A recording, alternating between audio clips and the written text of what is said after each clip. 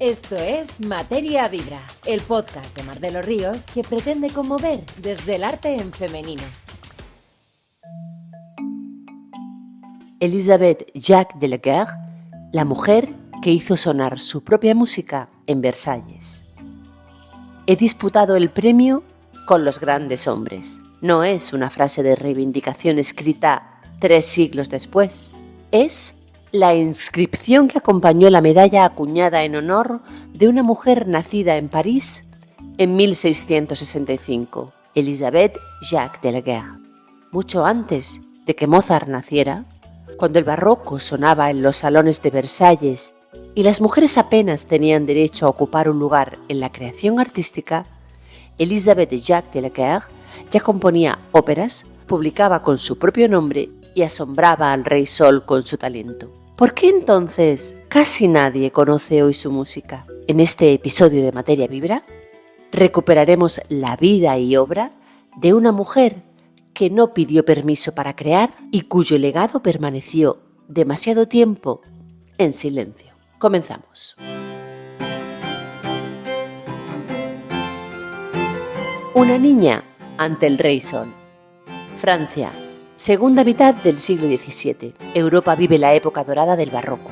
Es el tiempo de los grandes palacios, de las pelucas empolvadas, de los jardines geométricos y de una música que busca, por encima de todo, emocionar, sorprender y deslumbrar. En el centro de aquel universo se encuentra un hombre que ha hecho del poder un espectáculo absoluto. Luis XIV, el Rey Sol. Desde el Palacio de Versalles, este monarca no solo gobierna los destinos políticos de Francia, sino que proyecta su influencia cultural sobre todo el continente. En su corte nada se deja al azar. La arquitectura, la moda, la etiqueta, la danza y la música forman parte de una colosal puesta en escena destinada a glorificar la figura del soberano. En este mundo tan brillante como rígido, donde cada persona conoce milimétricamente el lugar que le corresponde y donde las mujeres están relegadas a roles puramente decorativos o domésticos, aparece una niña capaz de romper todas las expectativas. Imaginemos la escena por un instante.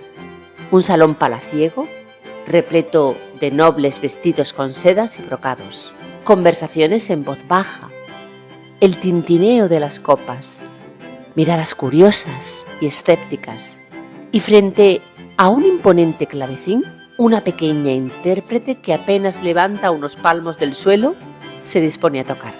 En cuanto sus dedos entran en contacto con el teclado, el murmullo de la sala se extingue. Las notas, limpias, enérgicas y de una madurez asombrosa, llenan el espacio arquitectónico. Esa niña se llama Elisabeth Jacques. Nadie en ese salón puede saberlo todavía, pero aquella pequeña se convertirá en una de las creadoras más formidables, audaces e influyentes de la música barroca francesa. Su historia es la de una artista excepcional, pero también la de una mujer que, a fuerza de genio y determinación, consiguió hacerse escuchar en un mundo que prefería el silencio femenino. Nacer rodeada de música. La dinastía Jacques. Elisabeth nació en París en el año 1665. Para entender su ascenso, es fundamental comprender que la música formaba parte de su ADN mucho antes de que ella tuviera conciencia de sí misma. Elisabeth no nació en un entorno cualquiera, nació en el seno de una auténtica dinastía de artesanos y artistas. Su padre, Claude Jacques, era un reputado organista y un cotizado maestro de clavecín en París, pero el entramado musical de su hogar iba más allá. Su familia estaba profundamente vinculada a la construcción, reparación y afinación de instrumentos de teclado y por parte de su madre estaba emparentada con los Daquin, otra línea familiar que daría grandes nombres a la música francesa.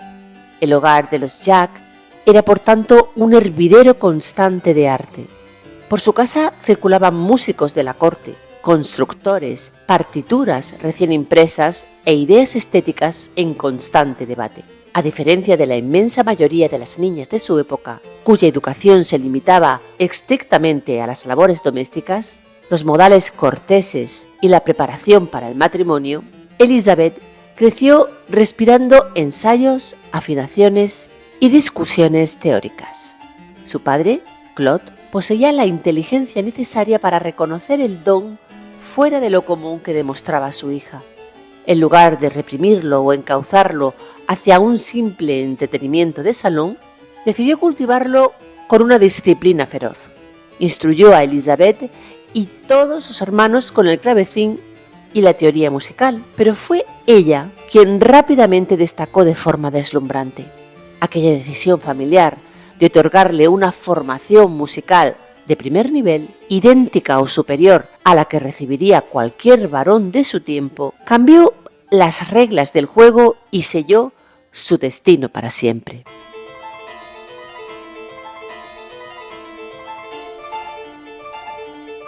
La maravilla de nuestro siglo y el Círculo de Versalles. Los testimonios escritos que se conservan de la época coinciden en un diagnóstico unánime. La pequeña Elizabeth no solo tocaba bien, sino que causaba una conmoción absoluta en quienes la escuchaban. Lo que impresionaba a los círculos musicales parisinos no era una mera destreza mecánica o la gracia propia de una atracción infantil. Lo que verdaderamente perturbaba, en el mejor de los sentidos, era su profunda madurez musical. Elizabeth interpretaba las piezas más complejas del repertorio con una naturalidad y una fluidez pasmosas. Poseía una memoria prodigiosa que le permitía retener obras kilométricas y mostraba una sensibilidad expresiva que parecía adelantada a su edad. En el siglo XVII, el prestigio y las noticias viajaban de boca en boca a través de los salones aristocráticos. Las historias sobre los milagros que aquella niña obraba ante el teclado empezaron a circular con fuerza entre músicos, nobles y cortesanos, hasta que, inevitablemente, el eco de su talento llegó a los oídos más importantes de Francia, los del propio Luis XIV.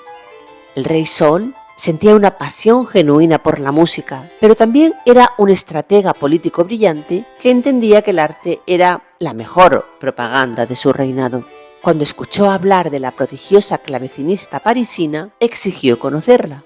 El encuentro se produjo cuando Elizabeth tenía apenas 5 años. El rey quedó tan absolutamente anonadado con sus cualidades que no dudó en bautizarla públicamente con un sobrenombre que la acompañaría durante años: la maravilla de nuestro siglo.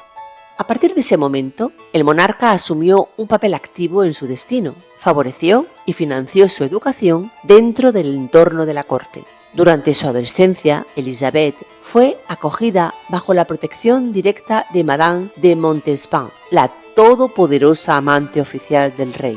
Montespan la introdujo en el círculo más íntimo de la realeza, enseñándole a desenvolverse en el complejo, peligroso y sofisticado engranaje de Versalles. Para una joven burguesa, y de manera aún más excepcional por el hecho de ser mujer, Versalles se convirtió en el escenario de aprendizaje definitivo. Allí creció escuchando a los mejores instrumentistas del mundo y absorbiendo la elegancia y la precisión geométrica que caracterizaban al estilo francés.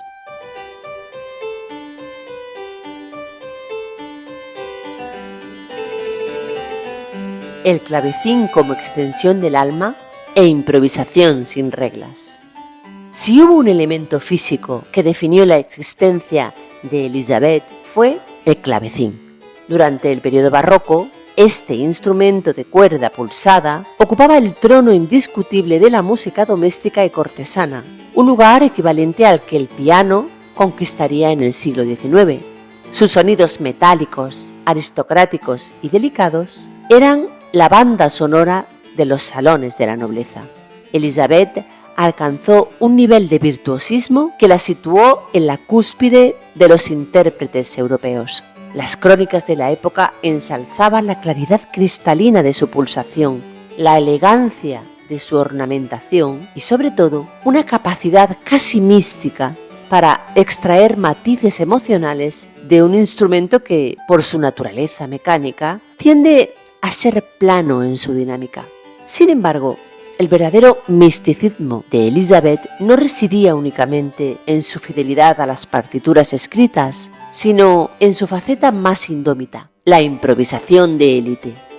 En una época donde la improvisación era la prueba de fuego de los verdaderos genios, Elisabeth era imbatible. Los asistentes a sus conciertos narraban con asombro cómo podía sentarse al clavecín y pasar más de media hora improvisando preludios, tocatas y fantasías de una complejidad técnica y una riqueza armónica que dejaban boquiabiertos a los teóricos más estrictos. Dentro de esta faceta, Elisabeth se convirtió en una maestra absoluta de los llamados préludes non mesures, o sea, los preludios no medidos. Estas piezas eran lo más parecido al jazz, a la música de vanguardia que podía darse en el siglo XVII. Se trataba de obras escritas en el papel, sin barras de compás ni indicaciones rítmicas precisas. Las notas se dibujaban libres sobre el pentagrama. Era el intérprete quien, guiado por su intuición, su gusto y el estado emocional del momento, debía decidir la duración, el ritmo y la velocidad de cada frase. Elisabeth utilizaba este formato libre para desplegar su fantasía, demostrando que el clavecín no era para ella un simple mueble de palacio, sino una extensión directa de su mente y de su alma.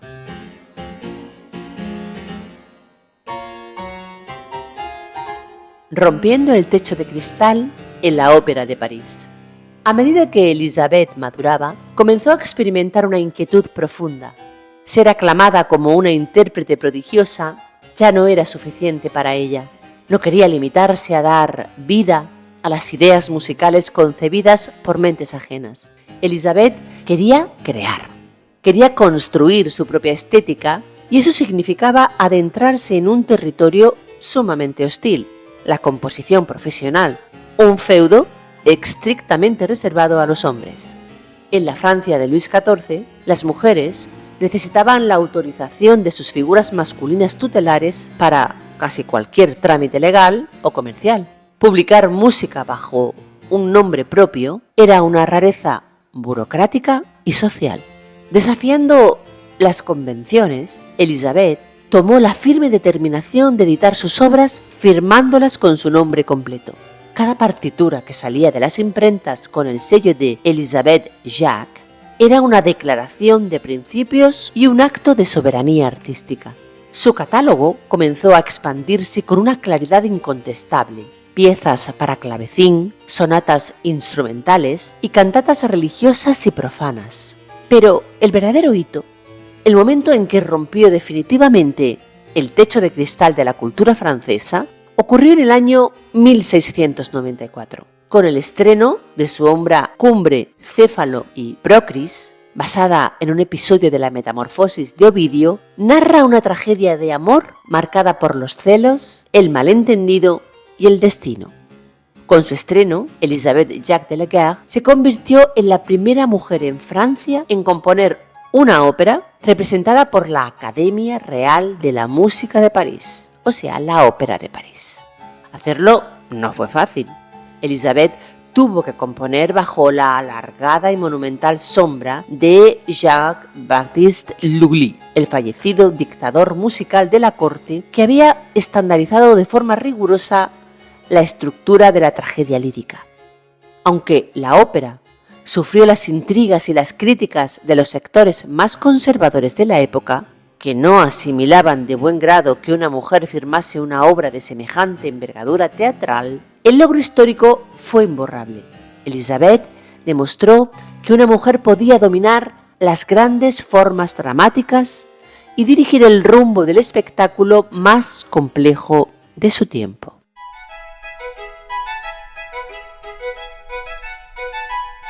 Una pionera entre gigantes, el mapa del barroco.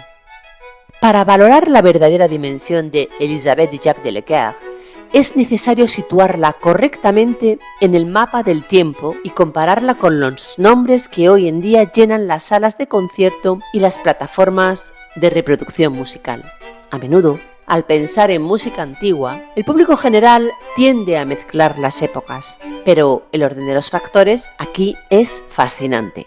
Una pregunta habitual que surge al estudiar su figura es: ¿ella es anterior a Mozart? La respuesta es un rotundo sí, y por una distancia generacional inmensa. Elisabeth nació en 1665 y falleció en 1729. O sea, que cuando ella murió, todavía faltaban 27 años para que el genio de Salzburgo, Wolfgang Amadeus Mozart, abriera los ojos al mundo.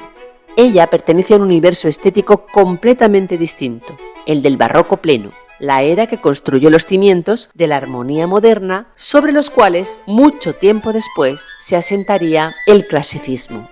Si miramos a sus contemporáneos barrocos, a esos titanes que sí han pasado al imaginario colectivo masivo, la perspectiva es aún más sorprendente. Cuando los dos grandes colosos del barroco alemán, Bach y Händel, nacieron en el año 1685, Elisabeth ya era una mujer de 20 años, una compositora respetada y una celebridad absoluta en la corte más importante de Europa. El veneciano Antonio Vivaldi, el célebre autor de las 4 estaciones, era 13 años más joven que ella. Por tanto, mientras Vivaldi experimentaba con la estructura del concerto en Italia, Elisabeth hacía lo propio con la evolución de la sonata en París.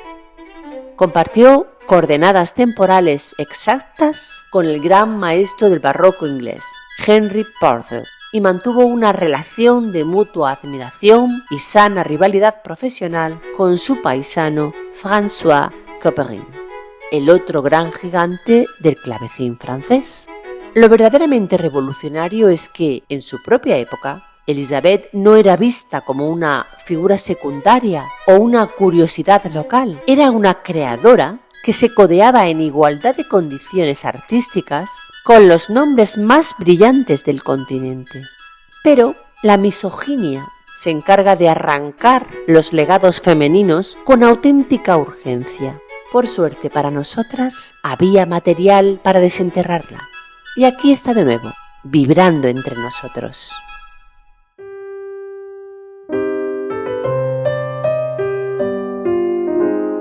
El dolor de la pérdida y la mujer de negocios independiente. La vida de Elisabeth, sin embargo, no fue un camino de rosas idílico bajo el sol de Versalles. En 1684 contrajo matrimonio con Marie de Leguer, un reputado organista perteneciente también a una conocida estirpe musical. A diferencia de lo que imponían los cánones sociales de la época, que obligaban a las mujeres a abandonar toda actividad pública y profesional tras el matrimonio, Elisabeth continuó componiendo, publicando y ofreciendo conciertos de manera incansable, contando siempre con el respeto y el apoyo de su esposo. La pareja tuvo un único hijo. El pequeño heredó de forma deslumbrante el genio musical de sus progenitores. Las crónicas familiares de la época relatan con entusiasmo que a los 8 años de edad el niño ya era un auténtico prodigio del clavecín, capaz de maravillar a los expertos de París. Pero la tragedia se cebó con la familia de forma brutal. En 1697, el pequeño falleció de forma repentina a la tempranísima edad de 10 años. El golpe fue devastador y para empeorar su situación de aislamiento y dolor, apenas unos años después, en 1704, también fallece su esposo. Elisabeth se encontró de pronto sola, habiendo perdido a su núcleo familiar en un lapso de tiempo muy corto. Sobrevivió a ambos por un cuarto de siglo, y en lugar de hundirse en el silencio o retirarse a un convento, como dictaba la costumbre para las viudas desoladas, Elisabeth se refugió por completo en la música y tomó las riendas de su propia vida con una mentalidad empresarial asombrosa para su tiempo. Se mudó a una casa en la elegante Ile Saint-Louis, en el corazón de París, y se convirtió en su hogar, en un salón cultural muy codiciado y vibrante en la capital francesa. Pero lo más interesante es cómo gestionó su obra. Elisabeth autoeditaba sus propias partituras y controlaba todo el proceso de distribución. En las portadas de sus libros impresos hacía constar explícitamente su dirección particular para que los compradores acudieran directamente a su domicilio a adquirir los ejemplares, saltándose así a los intermediarios y editores codiciosos. Además, contaba con el privilegio real, un decreto directo de Luis XIV que protegía sus partituras contra el plagio y la copia ilegal. Elizabeth no solo era una artista, era una profesional autónoma que vivía de su trabajo en pleno siglo XVIII. Una moneda de bronce para la eternidad, el olvido y el renacer. El reconocimiento que Elisabeth Jacques de Lecoeur recibió en vida fue tan extraordinario que dejó una huella física única. El célebre historiador y cronista de la época, Titone Dutuetil, sentía una admiración tan profunda por ella que decidió incluirla en su monumental obra Le Parnasse français, el Parnaso francés, un registro dedicado a honrar a las mentes más brillantes y sublimes de la historia de la nación. Para inmortalizar su estatus, se ordenó acuñar una medalla conmemorativa de bronce con la efigie de Elizabeth de perfil. En un mundo donde ese honor estaba estrictamente reservado a reyes, papas, héroes militares o científicos de la alta nobleza, que una compositora de origen burgués tuviera su propio rostro grabado en bronce era un hecho insólito. La inscripción de la moneda rezaba con una frase que lo decía todo, la misma con la que arrancaba este podcast: he disputado el premio con los grandes hombres.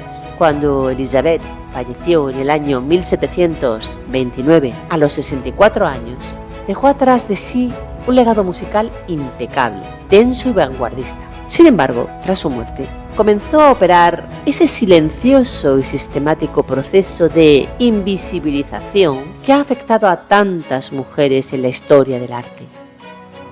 A diferencia de Bach, cuyo legado fue rescatado con honores en el siglo XIX por Mendelssohn, el nombre de Elizabeth fue quedando relegado paulatinamente a los márgenes de los libros de historia de la música. Durante más de 2 siglos, sus partituras durmieron el sueño de los justos en los estantes polvorientos de archivos y bibliotecas francesas, despachadas a menudo bajo el sesgo condescendiente de ser música delicada hecha por una dama. Afortunadamente, las últimas décadas han presenciado una revolución historiográfica indispensable. Musicólogos, directores de orquesta e intérpretes especializados en música antigua han desempolvado sus manuscritos, volviendo a llevar sus sonatas, cantatas y su ópera a los escenarios y a los estudios de grabación de todo el mundo. Lo que han encontrado al hacer sonar sus notas no es un documento histórico curioso, sino la obra de una compositora de primerísimo nivel, caracterizada por una fuerza dramática, una audacia armónica y una sofisticación melódica que no tiene nada que envidiar a ninguno de sus contemporáneos masculinos. Una voz que atravesó 3 siglos. La trayectoria de Elisabeth Jacques de Lecoeur es, en última instancia, la crónica de una victoria personal y artística. Fue la niña prodigio que no se dejó cegar por el brillo de la corte, la virtuosa del clavecín que prefirió la libertad de la página en blanco antes que la comodidad de la mera interpretación, la innovadora que supo fusionar la elegancia de la tradición francesa con la pasión de la vanguardia italiana, y la mujer de negocios que supo gestionar su propio arte en medio del dolor más absoluto. Elizabeth tuvo que abrirse camino a través de un espeso muro de prejuicios y convenciones sociales, en un mundo que simplemente no esperaba que una mujer ocupara el centro del escenario cultural. Hoy, 3 siglos después de que sus manos se posaran por primera vez sobre el teclado, su música vuelve a resonar en las salas de concierto de la era digital. Al escuchar los acordes enérgicos de sus clavecines o la intensidad de sus cantatas, no solo estamos asistiendo a una bella recreación de la atmósfera de la Francia del Rey Sol, estamos escuchando de forma nítida y poderosa la voz de una creadora indomable que desafió los límites de su tiempo y dejó una huella que los siglos no han logrado borrar. Quizás esa sea la definición más pura del éxito para cualquier artista: conseguir que tu obra siga hablando a las generaciones del futuro mucho después de que tú hayas desaparecido. Y Elisabeth Jacques de Laguerre, sin la menor duda, sigue haciéndonos vibrar en cuerpo y alma, hoy con la misma fuerza que el primer día, hoy, ahora, desde este episodio de Materia Vibra. Soy Mar de los Ríos, nos sentimos en la próxima pulsación.